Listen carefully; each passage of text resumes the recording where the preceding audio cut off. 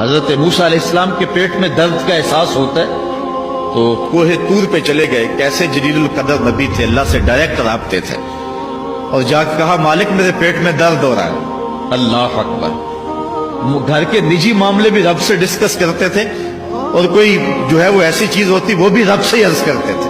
کہا میرے مالک میرے پیٹ میں درد کا احساس ہو رہا ہے, دوائی کی پوری لینی ہے تو وہ بھی جا کے کوہ طور سے رب سے ہی لیتے تھے.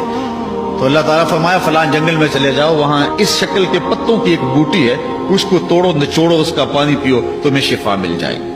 حضرت موسیٰ علیہ السلام گئے اور جا کے بوٹی کو توڑا نچوڑا, پانی پیا, شفا ہو. کچھ عرصہ بیتا, دوبارہ اسی طرح کا درد جاگا. اب نسخہ تو ذہن میں تھا, کوہ طور پہ نہ گئے, اس جنگل میں چلے گئے اور جا کے بوٹی کو توڑا, اس کے پتے نچوڑے, پانی نکالا, پیا, لیکن درد اور زیادہ بڑھ جاتا. پھر دوبارہ آئے کوہ طور پہ, کہا مالک میں نے اسی درد پہ دوبارہ وہی بوٹی کا پانی پیا ہے, لیکن درد بڑھ گیا ہے. کہا موسیٰ اب جو آئے ہو کوہ طور پہ پہلے ہی آ جاتے. تو عرض کی مالک بوٹی بھی وہی اور درد بھی وہی.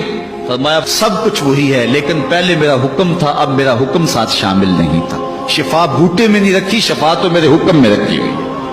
اس لیے ڈاکٹر کے پاس جاؤ, حکیم کے پاس جاؤ, لیکن شفا اللہ سے مانگو, کہ شفا ہمیں دینے والا وہ ہے, وہ ایک وسیلہ